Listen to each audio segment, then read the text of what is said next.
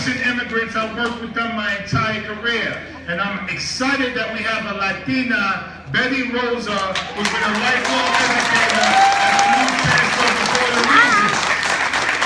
So what I see here is unlimited potential. And we have a school system that is suppressing the unlimited potential of our children. We've been doing high-stakes standardized tests for 15, 16 years. And the achievement gap between blacks and Latinos and whites and Asians remains at 20 or 30 points. Last year in New York City, English language learners were only proficient at a 4.4% level, right? That means that 95.6% of English language learners were not proficient. What that means is the test is flawed, and instead of focusing, you have to meet children where they are. Every teacher knows that. Meet children where they are and bring them slowly to where they need to be. When you empower teachers with the ability to design instruction and curriculum to meet the needs of children, that's when achievement goes through the roof. But for the last 15 years, we haven't focused on children. And we haven't focused on teachers other than punishing them. And we haven't focused on designing quality curriculum. We focus on tests. We've invested in tests, and that is all. We use the narrative of failed tests to close public schools so that hedge fund charter school managers can come in, take over schools, and take over our community. If you really want to support students in passing the test, why don't we invest in early childhood education? Right? When you look at low-income communities, when you look at Black and Latino communities, particularly recent immigrants, they need support from birth to age 5, because that's where the language gap occurs, and that's where the impact of trauma and stress on the executive functions of the brain take place. This is research-based. We need to focus on early childhood education. If we invested hundreds of millions of dollars on that instead of testing, passing a test would be a piece of cake. So what I see here, let me see if I get this right. Doctor, architect, engineer, teacher, principal, rapper,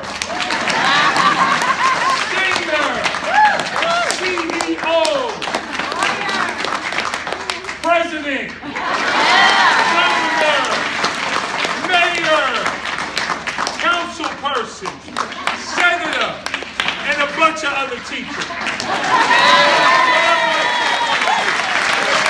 This is what it's all about. It's about a love of children. That's why they were so excited to come up here, because we acknowledge them. We recognize them. So we said, come up and join the conversation. That's what we did.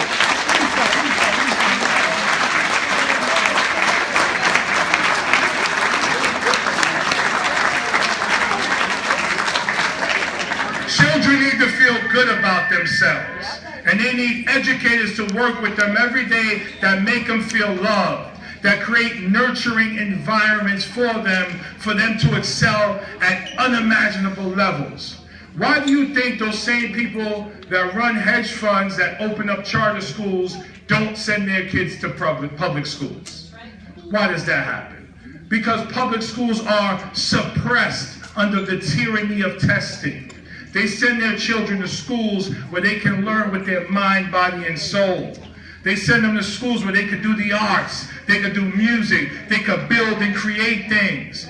I have a 6-year-old who goes to a private school. I ask him, how was school today? He says, fine. What did you do? Play. That's what 6-year-olds are supposed to do in school. They're supposed to learn through play. So this idea of higher standards, see, they think if we have higher standards, teachers teachers will have higher expectations and students will do better. Teacher expectations was never the issue. Never. The issue was poverty. The issue was poverty, and the issue is the historic disenfranchisement of communities of color and poor communities.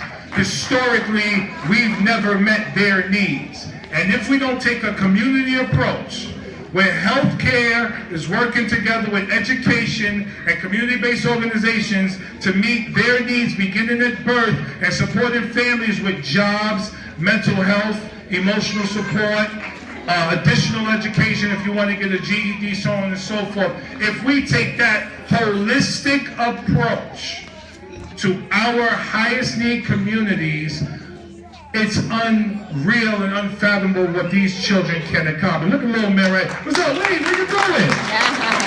Oh, come on, Papa. Hey, get back over here. Listen, I'm so blessed to be an educator, and I'm so blessed to work with children every day. And I disagree with the gentleman that spoke before me, because this is not about fear of an exam. It's not about, creating a culture of defiance and disobedience and dissonance.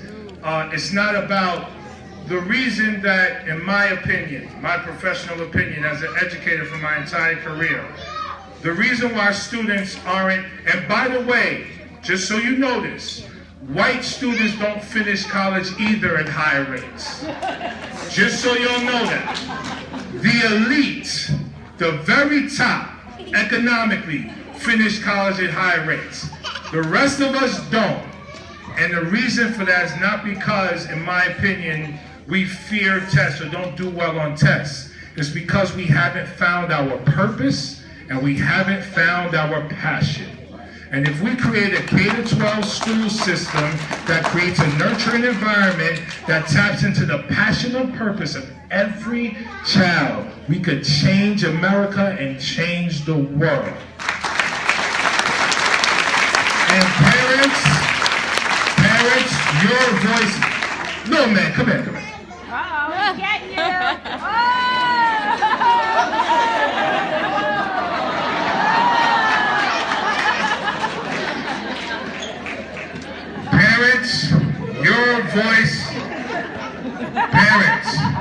Your voice matters most. Your voice matters most. Whether you choose to take the exams or not is your choice. But guess what? The best thing to do is ask the right questions.